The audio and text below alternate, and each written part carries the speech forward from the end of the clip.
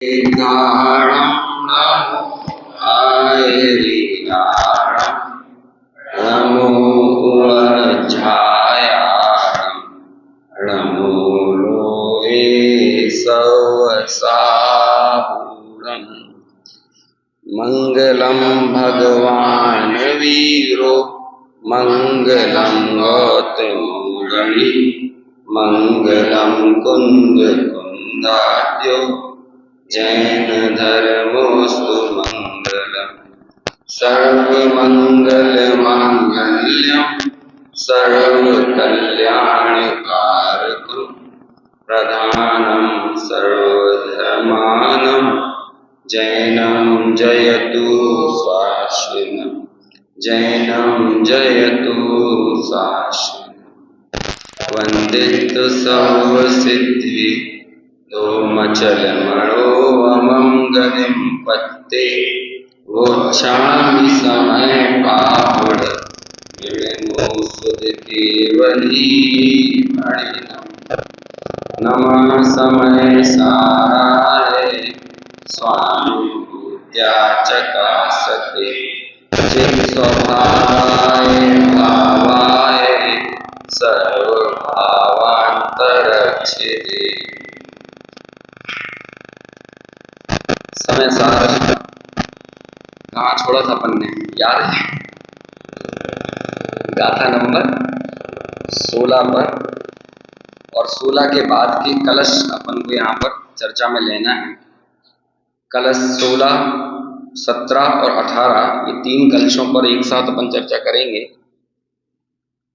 उससे पहले थोड़ा सा 2-3 मिनट में पूर्व के विषय वस्तु को, जहाँ पर ये अपनी चर्चा छूटी थी, इको हो रहा है क्या?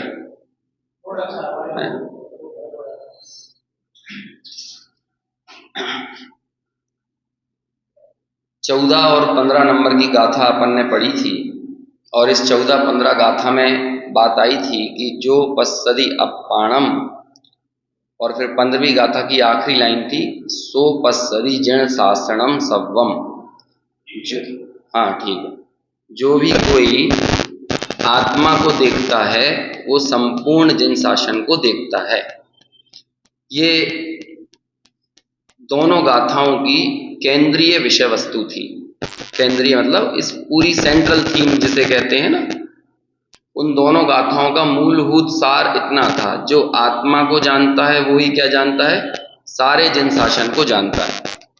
अब जिन शासन में जो जो आता है आप उसे सब लगा लो, उसमें चाहे द्रव्यानुयोग आए, कर्णानुयोग हो, चरणानुयोग हो, प्रथमानुयोग हो, नय हो, प्रमाण हो, या फिर आत्मा की अनंत शक्तियों की चर्चा हो, गुणों की चर्चा हो, पर्याय की चर्चा हो, सत्ता की चर्चा हो, असत्ता की चर्चा हो, द्रव्य की हो, तत्व की हो, अस्तिकाय की हो, या पदार्थ की हो, यही चर्चा है ना सारे जिन शासन में, इसी का विस्तार है। 4 चीजों का सिलेबस बताया है पूरे जैन शासन में, आगम का सिलेबस। इन 4 चीजों में स्पष्टता ही सारे जिन शासन में प्रवेश करने की सबसे पहली इकाई है, मतलब पहला हमारा चरण है। एक तो होता है 6 द्रव्य, एक होता है 7 तत्व, 9 पदार्थ और 5 अस्तिकाय।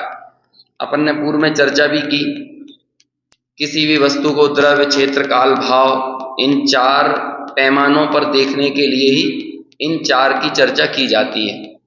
जैसे जीव द्रव्य है, जीव आस्तिकाय है, जीव तत्व है और जीव पदार्थ है ना। तो ये चारों ही उन 4 डायमेंशन को बताते हैं, द्रव्य, क्षेत्र, काल और भाव वाले, और इसमें ही सब कुछ आ जाता है। अब देखो, जब अपन अजीव तत्व की चर्चा करते हैं तो बोलो कौन सी चीज छूट जाती है? उसमें लोक आ जाता है, उसमें धर्मास्तिकाय आ जाता है, अधर्मास्तिकाय आ जाता है, पुद्गल आ जाता है, कर्म आ जाते हैं। अजीव तत्व से बाहर तो कुछ नहीं है ना। तो ऐसे ये सारा जिन शासन और इन्हें समझने के 4 डायमेंशन, द्रव्य, क्षेत्र, काल, भाव, उससे हम पूरे के पूरे जिन शासन को समझ सकते हैं। पूरे द्वादशांग में भी इसी चर्चा का और विस्तार किया गया है। और ये मैं अपने मन से नहीं कह रहा हूं, ये दर्शन पावड़ में आचार्य कुंद कुंद की मूल गाथा है। सम्यक दर्शन प्राप्त करने के लिए आपको ये 4 चीजें समझना पड़ेगा। देखो मैं पढ़ के बताता हूं। अष्टपावड़ कहाँ गए? कहाँ चला गया अपना ये लगा था जो ये प्रोजेक्टर? अच्छा, नहीं वो अकेला है पर्दा। अब इससे अटैच कर देंगे उसे, तो मैं आपको ऐसे निकाल के दिखाता हूँ ना, उसे जस्ट सीधे प्रोजेक्टर पे। अच्छा, हाँ आप उसे पूरा करवा दो, उसके बाद अपन करते हैं। अष्टबाहुल था तो यहाँ पे चला गया नहीं, नहीं मिले कोई बात नहीं। चलो ये कौन सा ग्रंथ? अच्छा ये तो वो होगा 22वें या 23वें नंबर की गाथा है दर्शन पाहुड़ की। सत्तच छेदव सत्त तच्चम ऐसे करके गाथा है। उसमें कहा है कि जो इन चारों को जानता है ना, वही सम्यक दृष्टि है। तो दर्शन पाहुड़ मतलब सम्यक दर्शन की बात जहां पर की गई है, और वहां पर ये स्पष्ट किया है कि इसे जानने वाला ही सम्यक दृष्टि होता है। अब दूसरी तरफ यहां पर कह रहे हैं कि जो आत्मा को जानता है वही जिन शासन को जानता है। तो अब हमें कंफ्यूजन नहीं होता कि हम 6 द्रव्यों को जाने कि सिर्फ आत्मा को जाने। एक बार अपन ने निकाला तो था अष्टपाहुड़।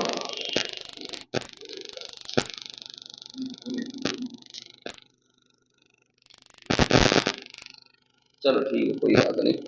22 या 23 नंबर की गाथा है, देख लेना आप। मेरे को याद भी थी लेकिन अभी याद नहीं आ रही। चलो तो बताइए क्या है, जैन आत्मा को जाने या फिर इन चारों चीजों को जाने? ये बड़ी चुनौती है ना। तो कहते हैं कि ये चारों चीजों को जानते भी किस लिए हैं? 6 द्रव्य को किस लिए जानना? आत्मा को जानने के लिए ही तो जाना जाता है। खुद गल नव धर्म अधर्म काल इन ते न्यारी है जीव चाल। इसे जानने के लिए 6 द्रव्यों को जाना जाता है बस, और कोई दूसरा हमारे लिए प्रयोजन नहीं है 6 द्रव्यों को जानने का। इसका नाम कितना अच्छा है, 7 तत्वों का नाम मालूम? पूरा नाम क्या है? प्रयोजन भूत तत्व, है ना? क्या बोलते हैं? जीवादि प्रयोजन भूत तत्व। अब बताओ कि ये प्रयोजन भूत कैसे हो जाएंगे? आश्रव प्रयोजन भूत कैसे है? आश्रव यदि आश्रव से हमारा कोई काम निकलता है क्या? बंद प्रयोजन भूत कैसे है? हाँ, तो इन्हें जानने के बाद अल्टीमेटली जानना किसको है? आत्मा को जानना है ना। ऐसे ही अस्थि काय को क्यों जाना? हम लोग अपनी सत्ता बस इतनी मानकर चलते हैं कि जितना शरीर सो ही मैं। तो अस्थि कायों के माध्यम से हमें अपने बहुप्रदेशी पने का ज्ञान होता है, और हमें ये बताया जाता है कि देखो हम मात्र इतने में सीमित नहीं है। आत्मा तो ऐसा संकोच विस्तार शक्ति वाला है जो प्रदेश कहो तो पूरे लोकाकाश में समा जाए, और यदि सिकुड़ते चले जाएं तो एक निगोदिया जीव के शरीर में भी आ जाए। तो यदि इन घटने बढ़ने वाली चीजों से आत्मा को देखोगे तो कभी आत्मा को नहीं पकड़ पाएंगे। तो इसलिए अस्थि काय के माध्यम से एक समग्रता में, संपूर्णता में आत्मा का ज्ञान किया। इसी तरह द्रव्य को जब जाना हमने, जीव द्रव्य, तो जीव द्रव्य काल की बात करता है, अनादि अनंत पने की बात करेगा। और आप इन 4 में से किसी एक विशेषण को पर गहरा विचार करोगे ना, आप ये देखोगे कि आपकी पर्याय मूर्ता ढीली पड़ी बना नहीं रहेगी। कोई भी एक चीज लेके चलो भले, चाहे आप अकेले अनादि अनंत इस शब्द पे विचार करो, हमारी सारी चिंताएं और तनाव किस बात के लिए हैं? हम यही मान के चल रहे हैं ना। दिक्कत तो नहीं हो रही? तो गला थोड़ा सा और समय लगेगा इसे खुलने में, है ना? अभी तो ऐसे ही चलेगा 2 4 6 दिन। तो अनादि अनंत पने का यदि आप विचार करो तो अनादि अनंत में हम हर एक चीज अपनी ये मान के चलते हैं, जो घबराहट है वो किस चीज को लेके है? कहीं मेरी इज्जत ना चली जाए, कहीं मेरे प्राण ना चले जाएं, है ना? कहीं मेरा जो भी है घर ना टूट जाए, परिवार ना बिखर जाए, सब चीज को लेके क्या है? हम जब ये कहते हैं मैं अनादि अनंत हूं, मेरा संपूर्ण, मेरा द्रव्य क्षेत्र काल भाव, मेरी संपूर्ण सत्ता जो कैसी है, जहां मेरा प्रवेश हो सकता है वो सत्ता अनादि अनंत है। अकेले इतने से अनादि अनंत तत्व का विचार करोगे, आपकी 7 भय जाए बिना नहीं रहेंगे, एक भय नहीं रह सकता। और ये अनादि अनंत पने का विचार करने की पावर हमें मिलती है जीव द्रव्य, 6 द्रव्यों में जो जीव द्रव्य है ना, वहां से मिलती है। तो ऐसे ये, अभी मैं उस तरफ नहीं जाऊंगा, ये चारों चीजें, चाहे द्रव्य हो, चाहे तत्व हो, चाहे पदार्थ हो और चाहे अस्थिकाय हो, ये चारों चीजें हमें हमारे वास्तविक स्वरूप का परिचय कराती हैं। और वास्तविक स्वरूप का परिचय होने का मतलब क्या है? हमें अपनी सत्ता का परिचय होना। क्योंकि हमें सबसे बड़ा डर यदि कोई है तो यही है कि मेरी सत्ता का नाश ना हो जाए। और हम दूसरों को भी बद्दुआ देते हैं तो ऐसे ही देते हैं, तेरी सत्यानाश हो जाए, है ना, तेरा सत्यानाश हो जाए। लेकिन बेफिक्र रहो, कोई हमें बद्दुआ दे दे सत्यानाश होने का या हम दूसरे को बद्दुआ दें सत्यानाश का, ना दूसरे की सत्ता का नाश होना है और ना अपनी सत्ता का नाश होना है। अरे ये जो रखा हुआ है ना, ये इसमें जितने ये परमाणु हैं इस डस्टर के अंदर, इसका एक परमाणु की भी सत्ता नाश होने वाली नहीं है। तो फिर हम तो बहुत ऊपर की चीजें हैं। और ये विज्ञान बोलता है, ये मैटर जो है ना, मैटर, एक भी मैटर बदलने वाला नहीं है, जाने वाला नहीं है। क्या हुआ कि आप लोगों ने आइसक्रीम जमने के लिए रखी फ्रीज में, लाइट चली गई 5 घंटे के लिए और वो पूरा का पूरा आइसक्रीम पिघल के दूध बन गया, तो बोलो हम लोगों में से कितने लोग तनाव में आ गए हैं कि पूरी आइसक्रीम, कितनी अच्छी आइसक्रीम जमी थी और पूरी आइसक्रीम चली गई, अब चला गया, आपका क्या लॉस हुआ? आपने क्या, आपको किस बात का श्रद्धान है वहां पर कि जब जमा हुआ दूध था और अब वो पिघल कर लिक्विड फॉर्म में आ गया है तो हमें कोई दिक्कत हुई उसमें? हम लोगों ने जैसे हमारे कोई महत्वपूर्ण वस्तु हमारे से दूर चली जाए तो जैसे हमें वहां तनाव होता है, ऐसे ही आइसक्रीम पिघलकर दूध बन जाए तो वहां कोई तनाव होता है इस तरह का? क्यों नहीं हुआ? क्योंकि हमें ये मालूम है कि वस्तु में कुछ नहीं हुआ है, जो भी परिवर्तन हुआ है वो कहां पर हुआ है? वो उसकी अवस्था में, वो उसकी पर्याय में हुआ है। अब जब हमें इस बात का निर्णय होता है कि मूल सत्ता का नाश कभी नहीं होता, सिर्फ अवस्थाओं में परिवर्तन देखने को मिलता है, इस बात के निर्णय से हमें बाहर में कोई तकलीफ नहीं होती। हम खुद अपना सोना निकालते हैं पुराना होने के बाद और सुनार को दे देते हैं और कहते हैं कि ये पुराने कंगन हैं, इन कंगन की जगह पे तुम हमें इन्हें गला कर क्या दे दो, एक हार बनाकर दे दो। तो वो गला के जब हार देता है तो किसी को तनाव होता है? आप तो क्या देख रहे हो, आप तो उसकी मात्रा से मूल्यांकन करोगे कि मैंने 4 तोला दिया था तो मुझे 4 तोला वापस मिले, चाहे वो किसी भी फॉर्म में मिले। तो हमें जब भी कभी मूल वस्तु का निर्णय होता है, हमारे सारे तनाव, हमारी सारी व्यग्रता चली जाती है वस्तु के निर्णय से, यथार्थ वस्तु के निर्णय से। ये चारों चीजें, चाहे वो तत्व हो, चाहे द्रव्य हो, चाहे अस्थिकाय हो, चाहे पदार्थ हो, ये चारों चीजें सिर्फ एक काम करती हैं, हमें अपनी मूल वस्तु यानी अपनी मूल सत्ता का निर्णय कराने का काम करती हैं। अब आप सत्ता का निर्णय या तो द्रव्य को देख के करो, तत्व को देख के करो, अस्थिकाय को देख के करो, या फिर एक और कौन सा, पदार्थ के निर्णय के द्वारा करो, या फिर इन चारों में समाहित जो एक आत्मा है आप सीधे उसको जान लो।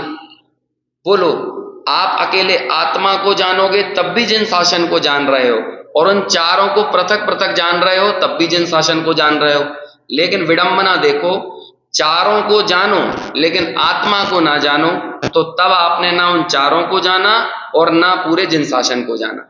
लेकिन यदि आत्मा को जान लिया और उन चारों को नहीं जाना, जैसे कि शास्त्रों में बताया है, जैसे हम शब्दों से व्यक्त कर देते हैं। अभी बोलो किसी गाय को सम्यक दर्शन हो जाए तो वो वस्तुत्व गुण की परिभाषा सुना पाएगी? किसी कुत्ते को सम्यक दर्शन हो जाए तो उससे पूछो, सुना बेटा अगरू लघुत्व गुण की परिभाषा, और नहीं सुना पाए तो हम क्या कहेंगे? ये गाय का सम्यक दृष्टि है। लेकिन वो कुत्ता पूरे जिन शासन को जानता है। अभी हमने तो कुत्ता शब्द इतना बदनाम कर दिया है कि हमें भरोसा ना हो कि सम्यक दृष्टि कुत्ता है।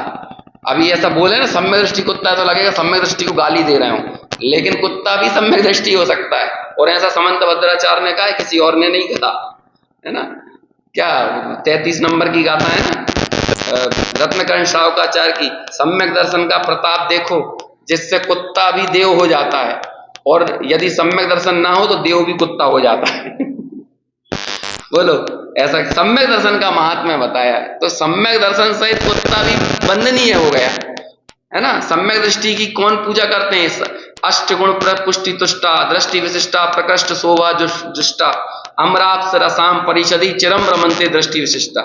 38 नंबर की का श्लोक है समंत भद्राचार्य का। कि जो अष्टगुणों की पुष्टि, अष्टगुण यानी निसंकेत आदि अष्टगुण होते हैं ना, इनसे जो सहित है, ऐसा सम्यक दृष्टि की तो देवादि भी वंदना करते हैं। और ऐसा सम्यक दृष्टि ही अभ्युदय सुख का भोग करता है, यही सम्यक दृष्टि निःश्रेय सुख का भोग करता है, यही सम्यक दृष्टि इंद्र, नरेंद्र, सौधर्म आदि पदों को प्राप्त करता है। ऐसी चर्चाएं की। एक मिथ्या दृष्टि आपको नहीं मिलेगा जिसकी जो भी हमारे बड़े बड़े पद है ना, जैसे अपने यहाँ देश में राष्ट्रपति, उपराष्ट्रपति, प्रधानमंत्री, ये हायरार्की बनी हुई है। इन हायरार्की पर बैठने वाला व्यक्ति के बारे में कहते हैं उसके जीवन के कुछ हैं, इस पर आपराधिक मुकदमा ना चल रहा हो, है ना, ऐसे कुछ कुछ नियम है इन पदों पर, संवैधानिक पदों पर बैठने के लिए, वो व्यक्ति वहां पर बैठ सकता है। ऐसे ही जैन शासन में जो श्रेष्ठ सिरमौर पद हैं, उन पर बैठने वाले के पास एक अपराध नहीं होना चाहिए, और उस अपराध का नाम है मिथ्यात्व। नहीं तो उसकी एंट्री नहीं है वहां पे। कहते हैं हाँ तुम्हें ये छोटा मोटा क्या कहते हैं, गटागट की गोलियां खा के जिंदगी में गर्व करना हो तो करते रहो। गटागट की गोलियां मतलब ये जो पंचम काल में मिलने वाला पुण्य है ना, थोड़ा बहुत पैसा ज्यादा हो गया, थोड़ा मकान दुकान जायदाद ज्यादा हो गई, तो हमारे लिए वो पुण्य ऐसे ही है। लेकिन तुम एक भी मान्य पद पर जाकर तिष्ठने वाले नहीं हो। मान्य पदों की चर्चा तिल्लोई पंडिती में की है, और कहते हैं ये सारे मान्य पद है ना सांसारिक, सब वहां शुरुआत की है चक्रवर्ती से, फिर चक्रवर्ती, अर्ध चक्रवर्ती, नारायण, प्रति नारायण, ऐसे बढ़ते बढ़ते घटते घटते फिर राजा, महाराजा, अधिराजा, इन कहते हैं इन सारे पदों पर सिर्फ एक आदमी जाकर बैठेगा और वो है सम्यक दृष्टि। ऐसा वहां पर कहते हैं। अभ्युदय सुख का भोग भी कौन करता है? सम्यक दृष्टि करता है। वो ये वैलिडेशन है, पुण्य को भी वैलिडेशन मिल गया। वैलिडेशन होने वैधता मिल गई, मोहर लग गई, नहीं तो वो पुण्य की भी कोई कदर नहीं है। तो उसे यहां पर कहते हैं कि यदि आप एक आत्मा को जानते हो उसकी वैल्यू देखो कितनी है, और एक आत्मा को नहीं जानते और बाकी सबको जानते हो, बिल्कुल हम फड़ सुना देते हैं, पूरे शास्त्रों की बड़ी बड़ी बातें भी हम कदाचित बोल जाएं, लेकिन एक आत्मा का निर्णय ना हो, आत्मा की भावना ना हो, तो फिर कहते हैं कि वो जिन शासन को जानने का अधिकारी नहीं है। हम लोग यहाँ पर कोई सिलेबस लेकर तो बैठे नहीं है ना। यदि कभी आपसे प्रश्न उत्तर भरवाए भी जाएं समय सार के, अभी चलेगा ना सतपथ का समय सार का सीजन 3 शुरू हुआ है, सीजन 3 प्रश्न मंच, तो वो किस लिए करवाया जा रहा है? गोल्ड देने के लिए आप लोगों को। उसमें है ना पहले कितने लोगों को, कुछ लोगों को गोल्ड मिलेगा, फिर कुछ को सिल्वर मिलेगा, फिर कुछ लोगों को और दूसरे 1008 पुरस्कार हैं। तो ये इसके लिए किया जा रहा है? नहीं, जिस प्रकार से समय सार को पढ़ो, क्योंकि समय सार अंदर में जाएगा तो जीवन में गोल्ड के प्रति गोल्ड पने का राग चला जाएगा, है ना। और कमाल की बात है कि जिसने वो सतपथ के समय सार को सही से समझ लिया, भले उसे सतपथ का सतपथ सीजन जीतने के बाद गोल्ड मिल जाए, लेकिन उसे गोल्ड की कदर नहीं रहेगी, उसे आत्मा की कदर रहेगी, आत्मा की वैल्यू रहेगी। ऐसा इसलिए है ये। बाकी सब भी हम जो उपाय उपक्रम करते हैं ना, उसका भी एकमात्र उद्देश्य होता है कि हम जिस प्रकार से आत्मा का निर्णय करें। तो यही बात गाथा 14 और गाथा 15 में हमने पढ़ी थी, उसकी टीकाएं पढ़ी। 14वें नंबर की गाथा की टीका में उदाहरण काय का आया था? हाँ, उदाहरण बताओ काय का आया था? अभी मैं तो सिद्धांत तो पूछ ही नहीं रहा। हाँ, 5 उदाहरण आए थे हर एक चीज में, जैसे कि अवध पृष्ठ में कमल का उदाहरण आया है ना। हाँ, फिर मिट्टी के बनने वाले विविध बर्तनों का उदाहरण आया, समुद्र का उदाहरण आया, समुद्र में बाढ़ आती है तो वो आगे और पीछे होता है। फिर सोने का उदाहरण आया, सोने अपने विभिन्न रूपों में रहता है लेकिन फिर भी अपने स्वर्णत्व को छोड़ता नहीं है। और एक और कौन सा आया था? गर्म पानी है ना, वो उष्णता से संयुक्त पानी का था कि लोहे का था? पानी का था, है ना। तो ऐसे ये असंयुक्त पने का उदाहरण, ऐसे 5 उदाहरण हमने वहां पढ़े थे। और फिर अगले वाली 15वीं गाथा में काय का उदाहरण था?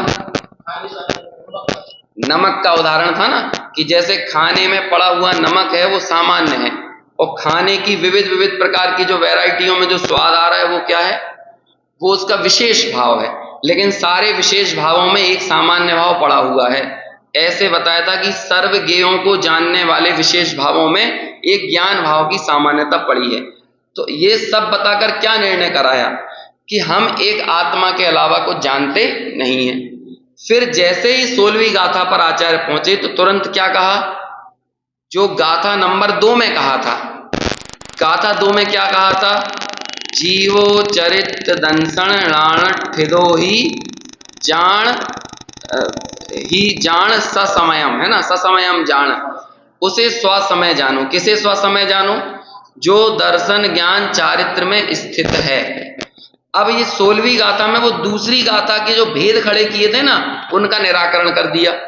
और क्या कहा, दर्शन ज्ञान चारित्र में कोई अलग अलग स्थित नहीं होता, बल्कि हर व्यक्ति कहाँ स्थित होता है, आत्मा में स्थित होता है। आत्मा की सेवा की जाती है। जो आत्मा की सेवा करता है वही, उसके द्वारा ही ऐसा कहा जाता है कि उसने दर्शन की, ज्ञान की और चारित्र की सेवा की। तो ये गाथा 16 में अपनी चर्चा आई थी। अपन एक बार और गाथा 16 और उसका अनुवाद पढ़ लेते हैं, फिर आगे 3 श्लोक अपन एक साथ पढ़ेंगे, श्लोक 16, 17 और 18। दंसणान चरितानि सेवितव्यानि साहुणानित्यम् तानि पुण्यजानतिन्निधि अपाणं चेविणेच्छयदो।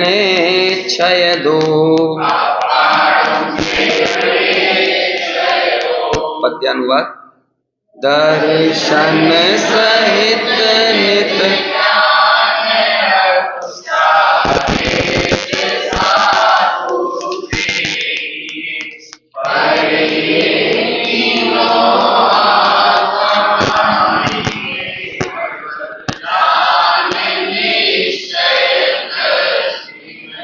चलिए अब अपन श्लोक 16, 17 और 18 तीनों साथ में पढ़ेंगे। अनुष्टुप छंद है, जैसे हम नमः समय साराय पढ़ते हैं ना, बस ठीक उसी लाइन में पढ़ना है।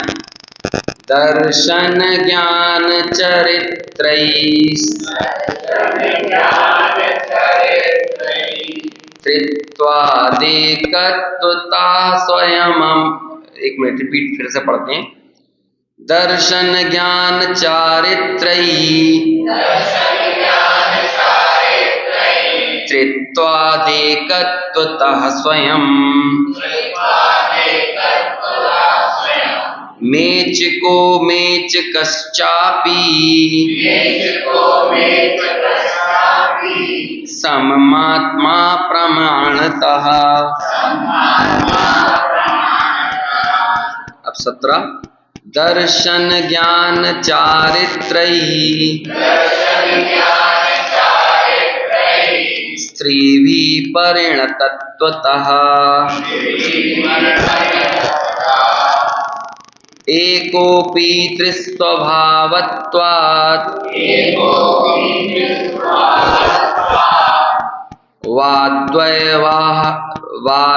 वाद्व्यवहारेण मेचकः।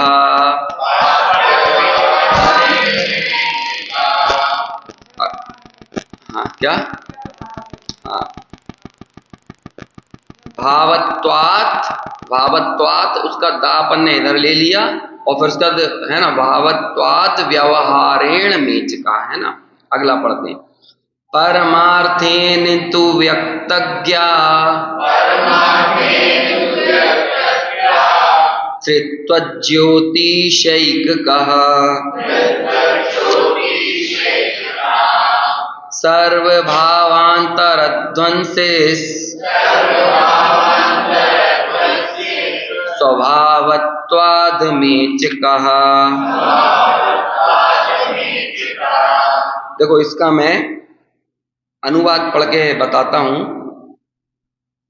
अपने क्या नाम है बनारसी दास जी का, और इसी अनुवाद के अंदर वो वाली पंक्ति आएगी जो गुरुदेव श्री बहुत गुनगुनाया करते थे, है ना। एक देखिए जानिए रमी रहिए एक ठौर, समल विमल न विचारिए यही सिद्धि नहीं और, ऐसा करके। चलो एक बार 19 और पढ़ लेते हैं तो सब चीज आ जाएगी इसमें। अगला और पढ़ लेते। आत्मनश्चिन्तयैवालम् मेचकामेचकत्वयोः दर्शनज्ञानचारित्रैः साध्यसिद्धिर्न चान्यतः। देखो अभी अनुवाद पढ़ता हूं मैं।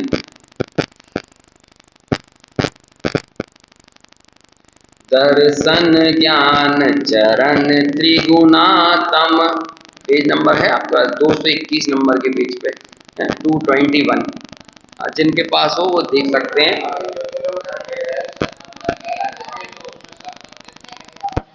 अभी दिया नहीं है क्या? मुझे लगा क्षमावाणी पे होगा डिस्ट्रीब्यूट। अच्छा अच्छा, हाँ तो वो है, उसमें आपको 2 चीजें रख के लाना है। आप ये पूरा समय सार भले रख के ना लाओ, लेकिन आपको ये लेके आना है उसमें थैले में। ये अनुशीलन रख के लाइए और एक कॉपी और पेन रख के लाइए। कुछ जरूरी लगता हो तो उसे नोट डाउन करें। ऐसा कहते हैं अंग्रेजी में, palest ink is more precious than a brightest memory, है ना, कि हाथ से लिखा हुआ कितनी भी शार्प मेमोरी है उससे कई गुना ज्यादा होता है। ये पंचम काल का दुर्भाग्य है। पहले चलता था कि सुना हुआ सब याद हो जाता था, अब नहीं होता। अब तो लिखना जरूरी है। इसलिए आप देखना, ये हमारे आचार्यों ने ग्रंथ लिखे ना, इसका सबसे मूल भावना अपने लिए लिखा है, अपने लिए। और बाद के विद्वानों ने भी, जैसे कि एक बार हमने छोटे दादा से पूछा, दादा आप इतना लिखते तो हो, लेकिन आज के समय में कौन है पढ़ने वाला? आप इतना इन गाथाओं पे अनुशीलन लिख रहे हो, समय सार की टीका लिख रहे हो, तो क्या इसमें आपको मिल रहा है? कहले देखो, इसका जो दुनिया मजा लेगी सो वो बात की बात है, लेकिन जब मैं खुद लिखता हूँ और उसमें मुझे डूब के गहराई में जाके जब मैं लिखता हूँ तो उसका मजा मैं खुद लेता हूँ। तो ये तो मैं खुद के लिए लिख रहा हूँ, दूसरे तो अपनी अपनी योग्यता से उसको उन्हें पकड़ना होगा, उन्हें ग्रहण करना होगा तो कर लेंगे, है ना। इसलिए इसका नाम स्वाध्याय है। स्वा को बाहर निकालकर कभी भी इसे करना नहीं चाहिए, क्योंकि नाम ही स्वाध्याय है। तो ये जैसे ही मैं भी यहाँ सुना रहा हूँ, अब मेरे को, मेरा स्वाध्याय का तत्व तो ये नहीं है कि मेरे सामने कितने लोग बैठे हैं। मेरे स्वाध्याय का तत्व तो ये है कि मेरे सामने जनवाणी है और मैं खुद उसका आनंद कितना ले रहा हूँ। और यदि मैं ले रहा हूँ तो शायद थोड़ा बहुत उसका कतरा आप तक पहुंच जाएगा, और मैं खुद भी नहीं लूंगा तो शायद वो आप तक भी नहीं आ पाएगा। ऐसे सब लोगों में पता चलता है। ऐसे हम लिखते हैं तो बहुत उससे काम होता है। अभी मुझे आज भी याद है, जब हम पढ़ते थे शास्त्री में, सारे प्रश्नों के उत्तर इस अनुशीलन में दिए थे, लेकिन फिर भी शांति जी भाई साहब हमको पढ़ाते थे, अभी ज्ञानोदय में आए थे, वो फिर भी हमें वो प्रश्न देते थे और कहते थे अब इसे लिख के लाओ। तुम भले देख के लिख के लाओ, लेकिन आपको लिखने से क्या होगा, आपको खुद चीजें रिमाइंड होंगी। आप लोगों को पता होगा जो वकील का एग्जाम पास कर लेते ना, LLB LLM, उसके बाद उनका वो बनता है, क्या कहलाता है, जिससे वकालत करने की उन्हें वो मिलती है। हाँ, बार काउंसिल का वो समन क्या कहलाता है, हाँ हाँ, तो उस सनद तो उसके लिए फिर एक एग्जाम होता है। और सनद का एग्जाम जो होता है ना, उसमें ये नहीं रहता कि आपके लिए क्वेश्चन दे देंगे और फिर आप अपनी मेमोरी से लिखो, नहीं। उसका काम ही ये है कि आप बैठो और ये पूरी लाइब्रेरी भरी पड़ी है, आप तो किताबों में से देख के लिखो लेकिन आपको उत्तर देना। आप देख के जब लिखते हो और उसे सारे आंसर दे देते हो, इसे बोलते हैं ओपन बुक एग्जाम, कई जगह होता है। इससे क्या पता चलता है, एटलीस्ट हमें ये तो पता है ये प्रश्न का उत्तर यहाँ मिलेगा, अमुक धारा यहाँ पर मिलेगी, अमुक चीज यहाँ मिलेगी, ये हमें पता हो गया ना। तो ये अपने आप में बहुत बड़ा काम होता है कि जनवाणी में अमुक चीज यहाँ है, अमुक बात इस विवक्षा से कही गई है, फलां बात इसलिए कही गई है, ये हमें पता चलता है। इसलिए हमें लिखने की आदत होना चाहिए। हमने जो लिखा हुआ होगा तो हमें लाइफ टाइम याद रहता है। तो कई बार आपको लगे कोई अच्छी गाथाएं लगी, अच्छे श्लोक लगे, अच्छे पद्यानुवाद लगे, उन्हें लिखो। और ये काम गुरुदेव करते थे, आपको पता होगा 7वां अध्याय गुरुदेव ने मोक्ष मार्ग प्रकाशक का अपने पूरे हाथों से लिखा था। और ऐसे कई श्लोक, समाधि तंत्र के कई श्लोक गुरुदेव ने अपने हाथों से नोट डाउन किए थे और रोज अपने प्रतिक्रमण में बोलते थे।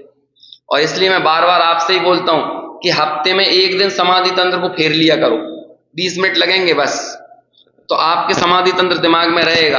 हफ्ते में एक दिन, 15 दिन में एक दिन तत्वार सूत्र का एक अध्याय फेर लो, बस कितनी देर लगेगी। मंदिर गए ना अपन, पूजा मत पढ़ो उस दिन, एक दिन, है ना, एक दिन आप कोई और दूसरी स्तवन वगैरह पढ़ रहे हो वो मत पढ़ो, आप मंदिर में बैठे दर्शन किए और वहां लेके एक अध्याय पढ़ लिया 20 मिनट में।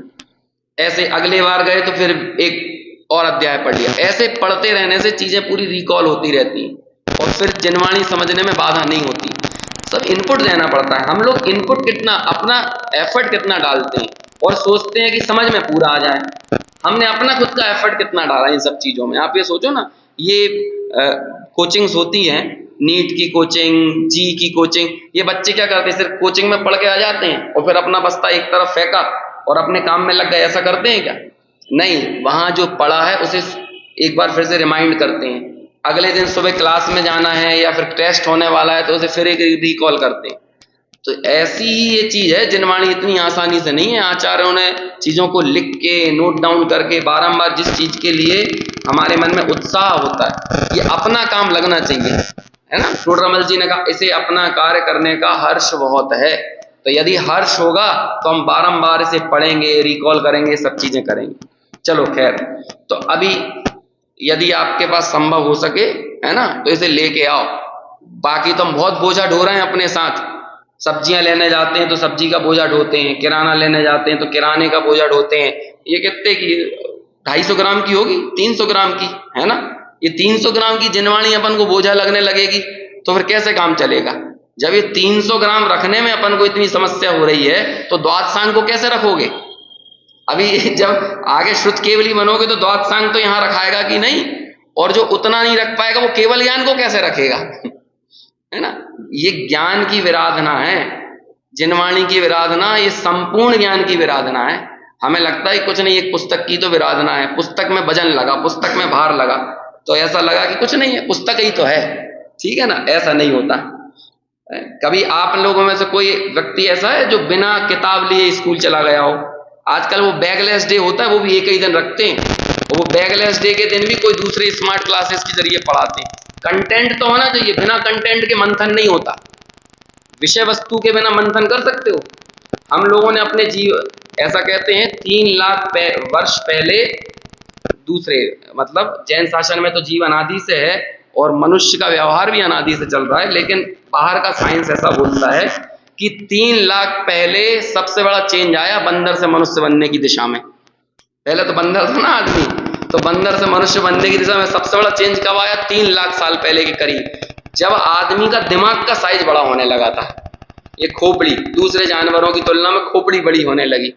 तो ये खोपड़ी बड़ी होने से क्या हुआ? इसके अंदर सेल्स विशेष डेवलप हुए दूसरे, और इस इंसान ने सबसे बड़ा काम अपने जीवन में यदि कोई किया, ये तो बाहर का विज्ञान की बात कर रहा हूं, वो ऐसा मानता है, सबसे बड़ा काम किया कि इसने भाषा बना दी। क्या काम कर दिया? भाषा। ये भाषा डेवलप कोई नहीं कर पाया आज तक। भाषा मतलब समझ रहे, द्रव्य श्रुत, द्रव्य श्रुत का ये तो साइंस भी मानता है, आधुनिक साइंस भी मानता है कि भाषा सबसे जरूरी चीज है। क्यों? क्योंकि भाषा के कारण विचारों में हमारे विशेष ऊर्ध्वता आई, तो भाषा के कारण हमने विषय वस्तु रची।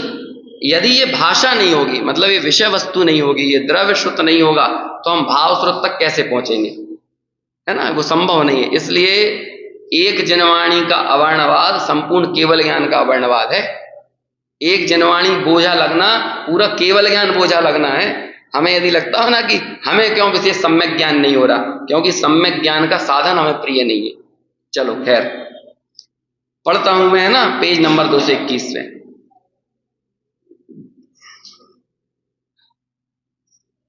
दर्शन ज्ञान चरण त्रिगुणातम, समल रूप कहिए व्यवहार, निश्चय दृष्टि एक रस चेतन, भेद रहित अविचल अविकार, सम्यक दशा प्रमाण उभय नय, निर्मल समल एक ही बार, यों समकाल जीव की परिणति, कहें जिनेन्द्र गहें गणधार।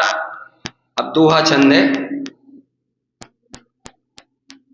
एक रूप आत्म दरव ज्ञान चरण द्रगती, भेद भाव परिणाम सौ व्यवहारे सुमलीन, यद्यपि समल व्यवहार सो पर्यय शक्ति अनेक, तदपि नियत नय देखिए शुद्ध निरंजन एक, एक देखिए जानिए रमी रहिए एक ठौर, समल विमल न विचारिए यह सिद्धि नहीं और।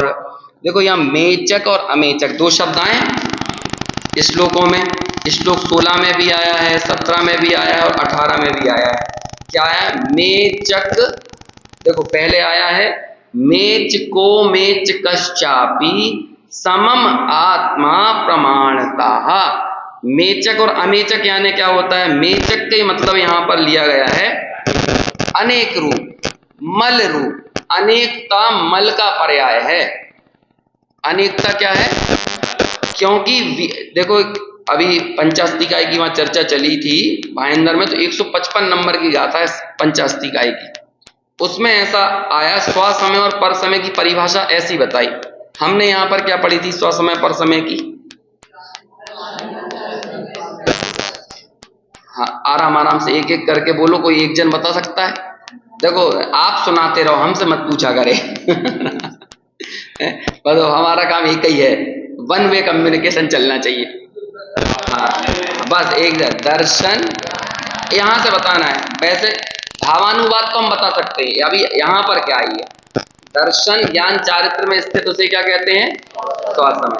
और परसमय किसको कहा? यहाँ पे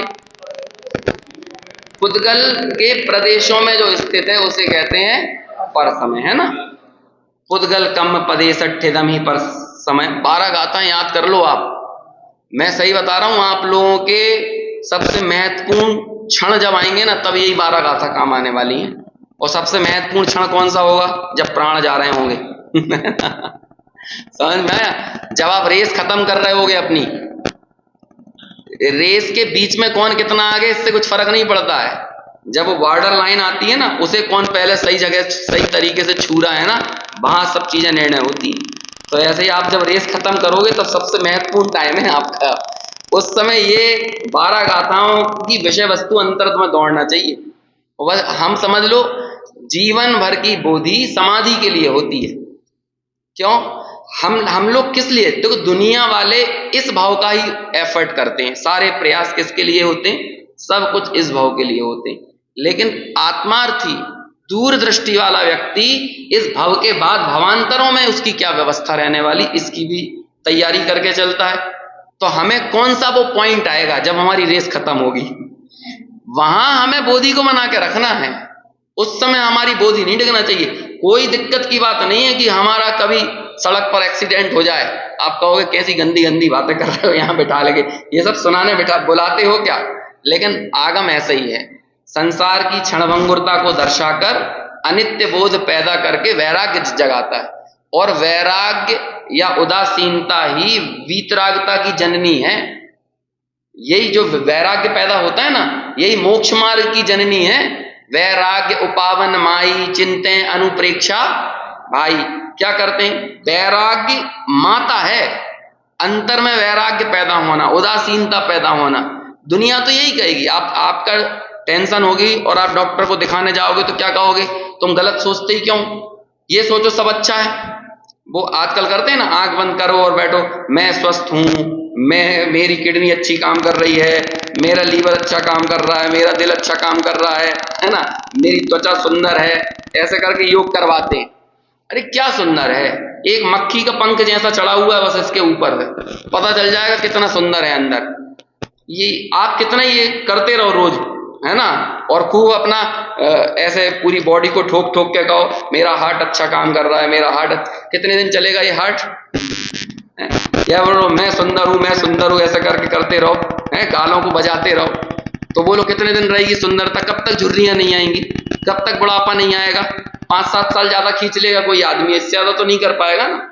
लेकिन आप देखो सडन होता है चेंज बॉडी में, आपको लगेगा पिछले साल तक तो हम कितने बढ़िया लग रहे थे, एकदम से बुढ़ापा झलक आया, एकदम से, बस एकदम से सडन होता है ये चीजें, आप पता पकड़ नहीं पाओगे।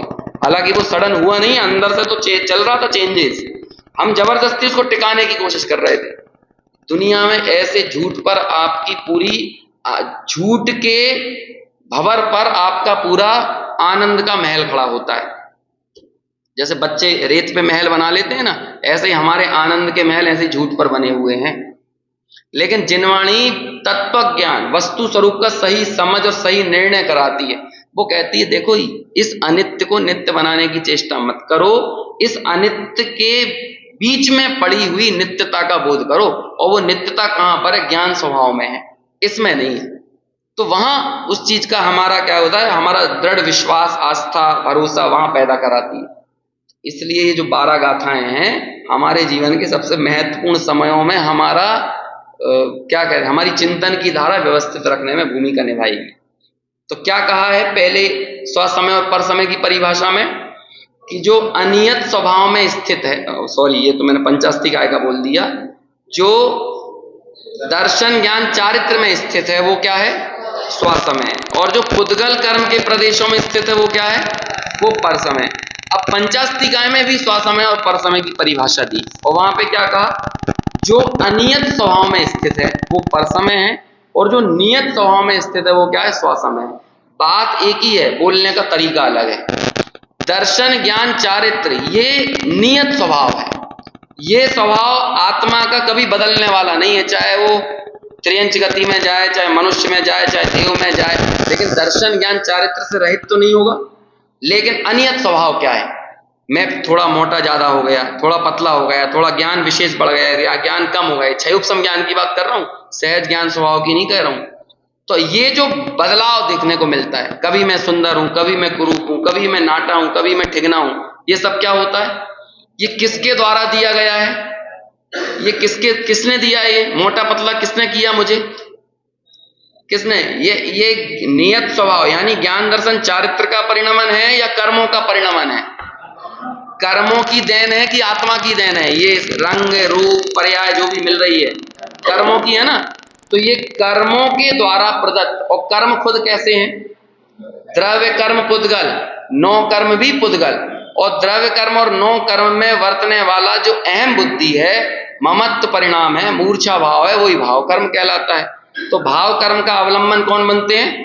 द्रव्य कर्म। इसलिए भाव कर्म चूंकि द्रव्य कर्म के अवलंबन से पैदा होते हैं, इसलिए उन्हें भी कह दिया जाता है वो भी पुद्गल है, क्योंकि उनका अवलंबन पुद्गल है। तो जो भी व्यक्ति इन कर्मों में स्थित है वो क्या कहलाता है? परसमय। और जो व्यक्ति ज्ञान दर्शन चारित्र स्वभाव में स्थित है वो क्या कहलाता है? स्वसमय। तो स्वसमय मतलब नियत स्वभाव में रहने वाला, और परसमय मतलब बदलते हुए स्वभाव में रहने वाला, अनियत स्वभाव में रहने वाला, वो क्या कहलाता है? परसमय। तो ये समल और अमलपना, यहां पर ये शब्द है ना, मेचक और अमेचकपना, भेद और अभेद, एक और अनेक। नियत स्वभाव एक होता है, नियत स्वभाव अभेद होता है, नियत स्वभाव सामान्य होता है, और नियत स्वभाव नित्य होता है।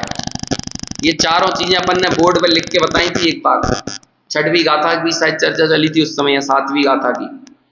कौन कौन से 4 शब्द बोले? सामान्य है ना, फिर से सामान्य, अभेद, फिर नित्य और एक। कौन कौन से कहे फिर से? सामान्य, अभेद, नित्य और एक। इन चारों चीजों में द्रव्य क्षेत्र काल भाव लग जाता है। लगाया था। सामान्य मतलब क्या हुआ?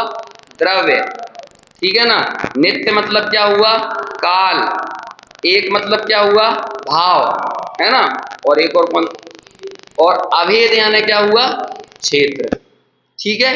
अभी हम इन द्रव्य क्षेत्र काल भाव का अज्ञान क्या है? द्रव्य क्षेत्र काल भाव संबंधी अज्ञान क्या है? अपने आप को विशेष रूप देखना, ठीक है। अपने आप को अनेक रूप देखना, अपने आप को भेद रूप देखना और अपने आप को अनित्य देखना, ये क्या हो गया? ये हो गया द्रव्य क्षेत्र काल भाव संबंधी अज्ञान। अपने बारे में ही, अपने बारे में हमारी द्रव्य से स्वयं के प्रति निर्धारण गलत है, अपने प्रति क्षेत्र से निर्धारण हमारा गलत है, अपने प्रति काल से निर्धारण गलत है, अपने प्रति भाव से निर्धारण गलत है। बोलो मैं कैसा, मैं कैसा, इस प्रश्न का उत्तर कहां मिलेगा? एक में मिलेगा ना, मैं कैसा, मैं एक। और मैं अपने आप को कैसा देखता हूं, है ना? अभी कई बार क्या होता है कि लोग बाग मेरा यदि समाचार पढ़ते का वीडियो देख लेते, अच्छा आप ये भी करते हो, है ना? तो अभी मैं ये कह रहा हूं मैं कैसा, मैं समाचार भी पढ़ता हूं, मैं प्रवचन भी सुनाता हूं, है ना, मैं घर जाके बाल बच्चों के साथ ही रहता हूं। तो अभी अपने आप को कैसा देख रहे हैं? मेरी देखो कितनी भूमिकाएं बदल रही हैं। तो मैंने अपने आप को कैसे देखा? ऐसे ही अभी देखो हम यहाँ पे प्रवचन सुन रहे हैं, अभी जाके हम यहाँ से खाना बनाएंगे, है ना, फिर कोई वर्किंग वूमन होगी तो काम करने भी जाएंगे। तो ये सब क्या हो गया? फिर और भी देखो अपने आप को अनेक देखना। और बोलो मेरा काल क्या है? काल क्या है? 37 ईयर्स, है ना, ये मेरा काल है। तो ये क्या, ये काल के संबंध में अज्ञान। मैं आपसे बार बार कहता हूं, एक चीज को भी आप पकड़ोगे ना, आपका पर्याय मूलतः ढीले पड़े बिना नहीं रहे। एक चीज का गंभीरता से विचार करो। अनादि अनंत इतना महान शब्द है कि हमने इसे इतनी बार सुन लिया है कि इसका अर्थ चला गया लेकिन अपने आप में जबरदस्त चीज है। अनादि अनंत पने का निर्णय करो, और ऐसे निर्णय करवाया है। आगे हम 73वीं गाथा पढ़ेंगे ना, जब भी पढ़ेंगे तो उस समय ये बात आएगी अनादि अनंत। और पहले भी कईयों बार ये चर्चा आने वाली है, मैं अनादि अनंत हूं, मैं अनादि अनंत हूं। काल के संबंध में अज्ञान ढीला पड़ेगा। और अभी हम क्या मान रहे हैं? अनादि अनंत पने के निर्णय में जीव अजीव तत्व संबंधी भूल खत्म होती है। तन उपजत अपनी उपज जान, तन नसत आपको नासमान। मतलब बोलो हमने हमारी एक्सपायरी डेट कहां तक मान रखी है? बस शरीर खत्म हुआ तो एक्सपायर हो गया कि नहीं। और ओरिजिन कब हुआ है? सब अपने अपने ओरिजिन की डेट बताओ जन्म कब हुआ, बर्थ कब हुआ? तो ये काल के संबंध में अज्ञान है, ठीक है ना। ऐसे ही ये चारों अज्ञानों के विरुद्ध चोट पहुंचाता है हमारा ये तत्व ज्ञान। यहां आचार्य कहते हैं कि तुम्हें ये दो पने के भेद देखने की जरूरत क्यों पड़ी? तुम तो अखंड आत्मा को देखो। देखो जब आप अनित्यपना देखोगे तब आपको नित्यपने का भेद खड़ा करना पड़ेगा अपने भीतर। जब एक ही रूप में हूं, जब मेरे अंदर मल ने प्रवेश ही नहीं किया, तो फिर अमल कैसे हो सकता हूं? ये समय सार की थीम यही तो है कि ये समलता और अमलता आ कहां रही है, कचरा आ कहां रहा है। कचरा मूल वस्तु में नहीं है, कचरा कहां पर आ रहा है? सारा का सारा पर्याय में आ रहा है। और जब मैं उस पर्याय मात्र ही नहीं हूं, तो कहते हैं तुम्हें समल और अमल विचार करने की जरूरत क्यों पड़ी? इसलिए कहते हैं कि अपने आप को मेचक और अमेचक नहीं जानो, बल्कि अपने आप को कैसा मानो? एक अखंड ध्रुव आत्मा ही विचारो। देखो अपन ये चारों अर्थ पढ़ लेते हैं। चारों का अर्थ कॉमन है, सामान्य है, इसलिए इकट्ठा अपन पढ़ रहे हैं। प्रमाण दृष्टि से देखा जाए तो यह आत्मा एक ही साथ अनेक अवस्था रूप मेचक भी है और एक अवस्था रूप यानी अमेचक भी है, क्योंकि इसे दर्शन ज्ञान चारित्र से त्रित्व यानी तीन पना है और अपने से अपने को एकत्व है। यदि आप दर्शन ज्ञान चारित्र का भेद डालोगे तो ये तीन दिखेगा, लेकिन इसे आत्मा को आत्मा पने से देखोगे तो ये अपने एकत्व को धारण किए हुए है। मतलब दर्शन ज्ञान चारित्र तीनों एक आत्मा में ही गर्भित हैं, एक आत्मा में ही समाहित हैं। अगला पढ़ते हैं श्लोकार्थ। एक अपि आत्मा एक है, तथापि व्यवहार दृष्टि से देखा जाए तो तीन स्वभाव रूपता के कारण अनेकाकार रूप यानी मेचक है, ऐसा देखने में आता है। क्योंकि वह दर्शन ज्ञान और चारित्र इन तीन भावों रूप परिणमन करता है। भावार्थ, शुद्ध द्रव्यार्थिक नय से आत्मा एक है। जब इस नय को प्रदान करके कहा जाता है तब पर्यायार्थिक नय गौण हो जाता है। इसलिए एक को तीन रूप परिणमित होता हुआ कहना सो तो व्यवहार हुआ, असत्यार्थ भी हुआ। इस प्रकार व्यवहार नय से आत्मा को दर्शन ज्ञान चारित्र रूप परिणामों के कारण मेचक कहा जाता है। अब बता रहे हैं उसे मेचक क्यों कहते हैं। पहले बताया कि अमेचक क्यों कहते हैं, है ना, अमेचक क्यों कहा, मेचक क्यों कहा। अब देखो परमार्थ नय, तीन श्लोकों में तीन चीजें आ गई।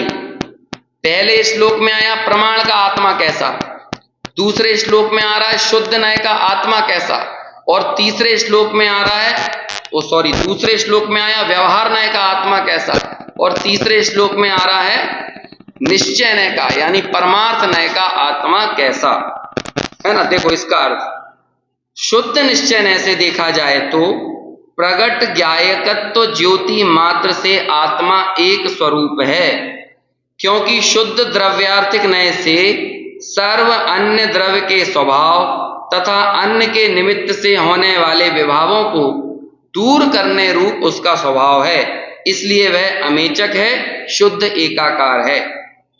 भेद दृष्टि को गौण करके अभेद दृष्टि से देखा जाए तो आत्मा एकाकार ही है। अभी मैं पढ़ दे रहा हूं, बाकी चर्चा अपन इसे कल करेंगे। आत्मा को प्रमाण नय से मेचक अमेचक कहा है। उस चिंता को मिटाकर जैसे साध्य की सिद्धि हो वैसा करना चाहिए, यह 19वें नंबर के श्लोक में कहा। अब 19वें नंबर के श्लोक में कहेंगे ना उसे तुम ये प्रमाण नय निक्षेप के भेदों से मत देखो, वो अनुभूति में कैसा आता है आप तो वो देखो, तब वहां कहेंगे समल अमल मत विचारो, उसे तो कैसा देखो, वो तो जैसा है बस वैसा है। वो छठवीं गाथा सामने उभर कर फिर से आ गई। यह आत्मा मेचक है यानी भेद रूप अनेकाकार है, तथा अमेचक है अभेद रूप एकाकार है। ऐसी चिंता से तो बस हो, ये चिंता करना छोड़ो। क्यों? क्योंकि साध्य आत्मा की सिद्धि तो दर्शन ज्ञान और चारित्र इन तीन भावों से ही होती है, अन्य प्रकार से नहीं। और दर्शन ज्ञान चारित्र जो मूल गुण है, मूल भाव है, जो एक आत्मा के अंदर ही गर्भित हैं, उसमें ये मेचक और अमेचक पने के भेद खड़े नहीं होते। बहुत सारी चीजें अभी समझ में नहीं आई होंगी, कल अपन और विशेष चर्चा करेंगे, फिर थोड़ा और अपने ज्ञान का विषय बनेगी।